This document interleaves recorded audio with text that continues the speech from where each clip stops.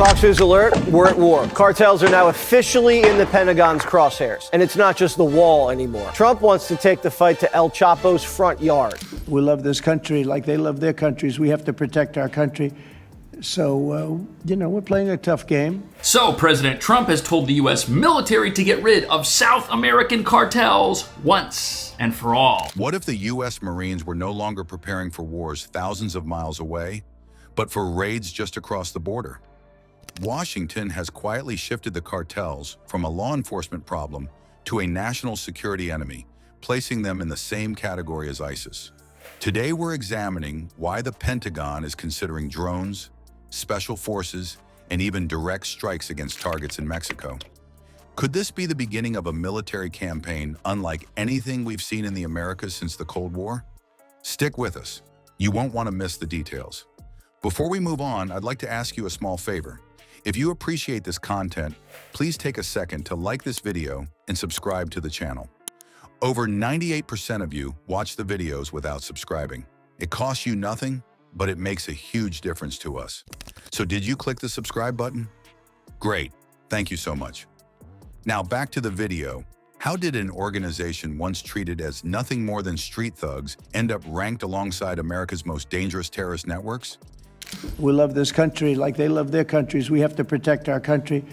So, we're playing a tough game. Fox News alert, we're at war. Cartels are now officially in the Pentagon's crosshairs. And it's not just the wall anymore. Trump wants to take the fight to El Chapo's front yard. Latin America's got a lot of cartels. We want to protect our country. We have to protect our country. We haven't been doing it for 4 years. The answer lies in a steady escalation that slipped out of the narrow confines of police jurisdiction and into a battlefield the Pentagon now openly acknowledges.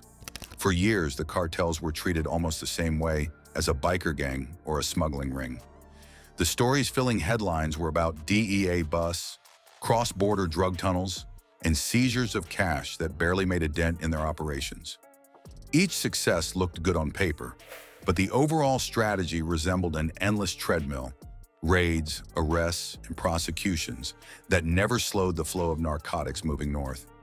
By the mid-2000s, U.S. authorities could point to thousands of arrests and tons of confiscated drugs. So, President Trump has told the U.S. military to get rid of South American cartels once and for all. Trump wants to take the fight to El Chapo's front yard.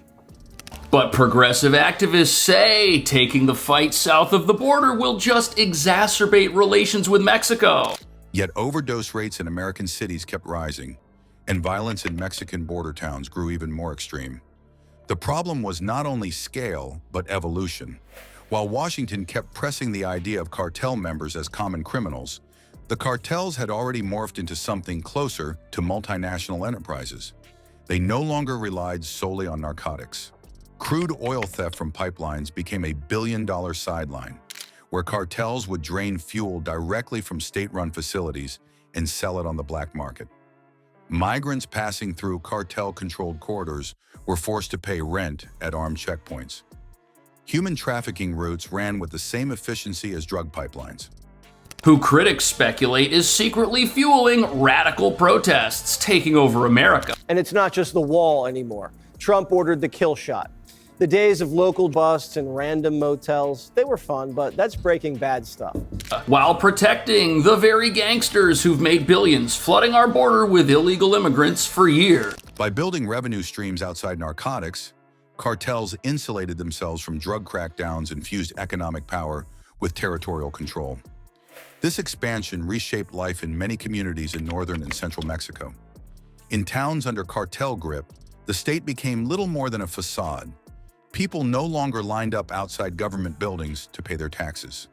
Instead, they delivered payments to cartel representatives who offered protection contracts in return. Refusing meant intimidation, property destruction, or disappearance. Even community leaders who wanted to resist often found their own neighbors reluctant.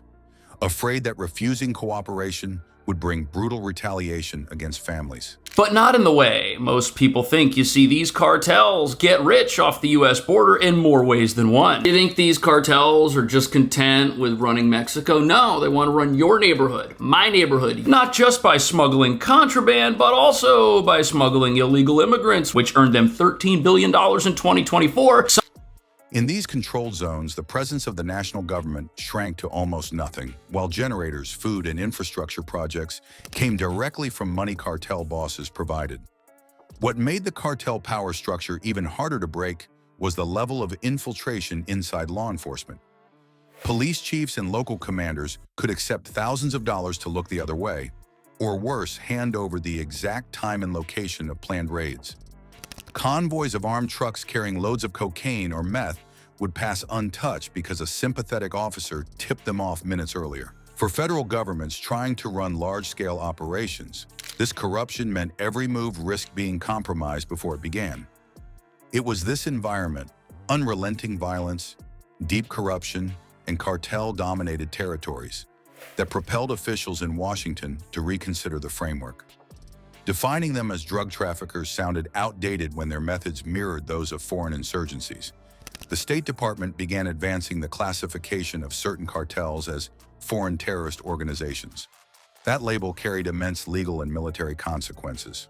Once applied, it meant the United States could pursue them with the same tools reserved for international terrorists: surveillance from drones, electronic strikes against communications, and even direct action missions on foreign soil entered the realm of possibility once the label was formalized. The precedent for these options had already been demonstrated overseas. When a high-level extremist leader was located in a remote compound and eliminated through a drone strike, officials signaled that sanctuary was no longer guaranteed to anyone who posed a threat to U.S. national security.